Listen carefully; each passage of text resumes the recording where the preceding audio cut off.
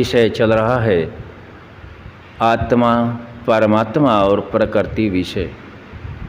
इस विषय को जानना अति आवश्यक होता है। जब तक हम इस विषय को ठीक ठीक नहीं जान पाते तब तक हम अपने मूल उद्देश्य को नहीं समझ सकते हैं।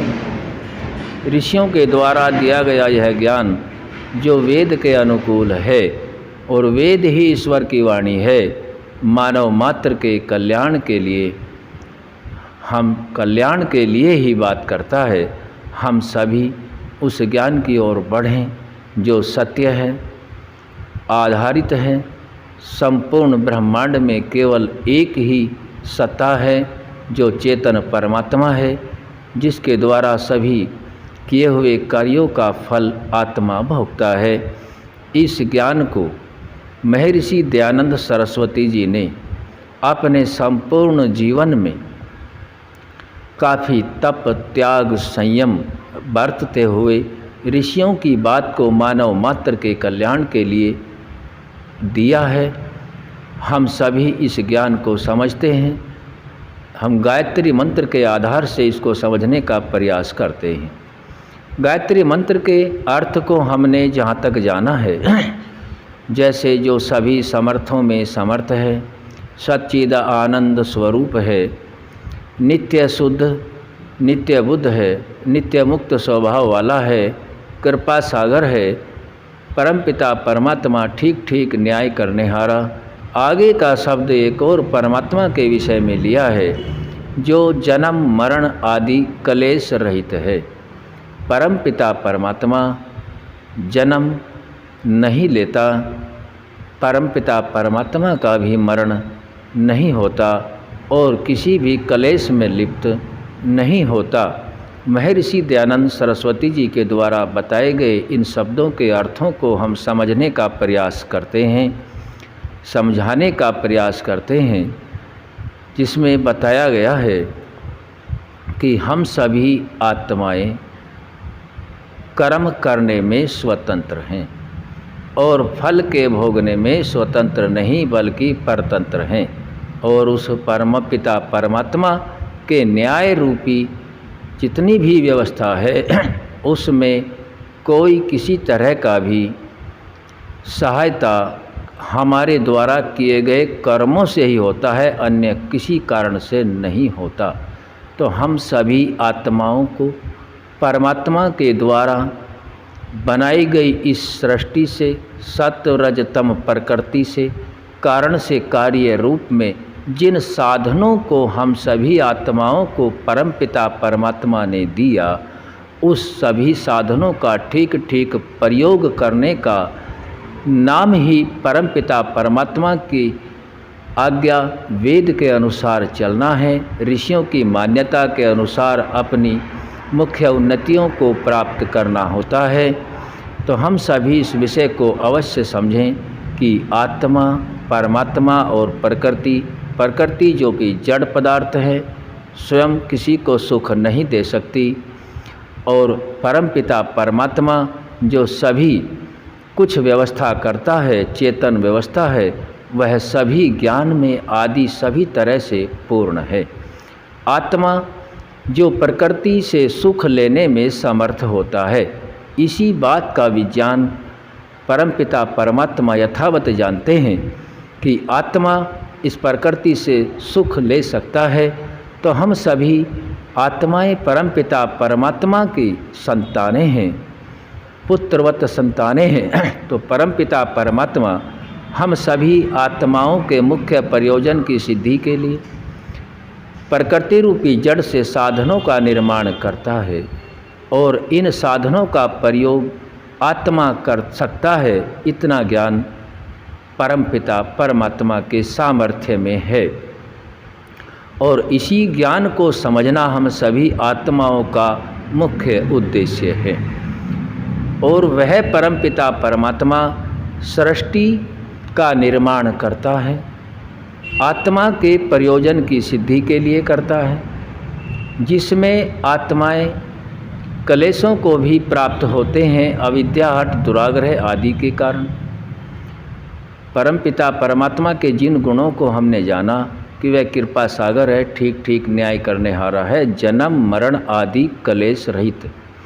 तो जो जन्म और मरण है यह न तो आत्मा का होता है और न ही परमात्मा का होता है।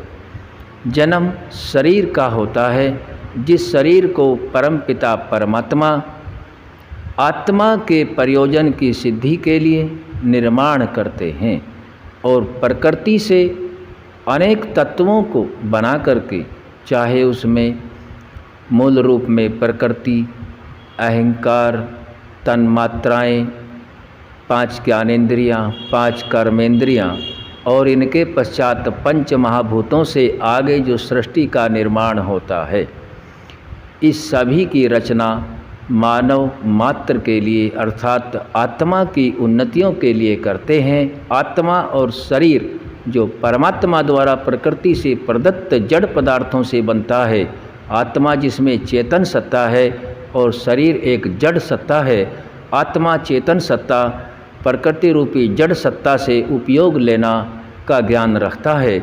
इसी ज्ञान को परमपिता परमात्मा यथावत जानते हैं और आत्मा और प्रकृति के संयोग से जब जीवन चलता है तो इसको जन्म कहा जाता है और परमात्मा इसका निर्माण करते हैं। लेकिन परमपिता परमात्मा प्रकृति से जुड़ के उनका कभी भी जन्म नहीं हो सकता, असंभव है, जो वेदानुकूल हम जानते हैं। और जब इस शरीर की आयु पूर्ण होती है, आत्मा और शरीर का वियोग होता है, तब उसको हम मृत्यु कहते हैं। जबकि मृत्यु शरीर की है, आत्मा कभी भी मरने वाला नहीं है। आत्मा ने तो इस जड़ रूपी शरीर से जो प्रकृति के से बना हुआ परमात्मा की एक अनुपम कृति है, इससे जैसा जैसा काम लिया, क्योंकि कर्म करने में आत्माएं स्वतंत्र हैं। चाहे वह धर्मानुकूल कर्म किया है या धर्मानुकूल नहीं किया है, सुख के लिए किया है या सुख को मान करके किया, लेकिन परिणाम उसका दुख होता है। इन कर्मों को करने में आत्माएं स्वतंत्र हैं।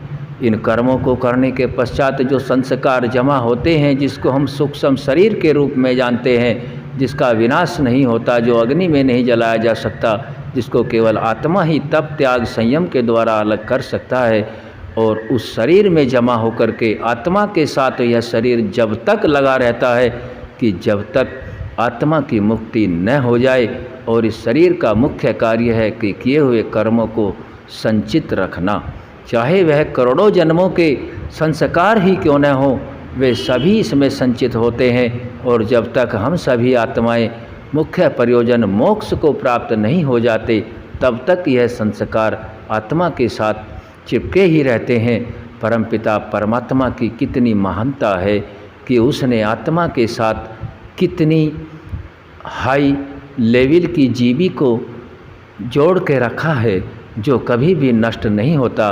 केवल स्थूल शरीर नष्ट होता है और सूक्ष्म शरीर में अनंत जन्म जन्मांतरों के भी बायोडाटा भरे रहते हैं। और ये बायोडाटा जब तक भरे रहते हैं कि जब तक मनुष्य अपने मुख्य प्रयोजन अर्थात आत्मा अपने मुख्य प्रयोजन मोक्ष को प्राप्त नहीं करता।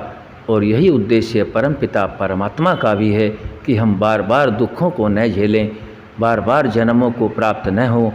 ऐसे जन्म मरण से अलग रहना और मोक्ष में पहुंचना, इस बात को परमात्मा पहले से ही जानते हैं।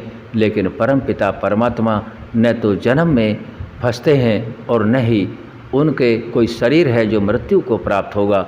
तो परमात्मा जन्म मरण आदि कलेश रहित रहता है। जितने भी कलेश जीवन में पांचों होते हैं, अविद्या, अस्मिता, राग, द्वेष और अभिनिवेश, इन पांचों कलेशों के कारण शरीरों को आत्माएं प्राप्त होते हैं।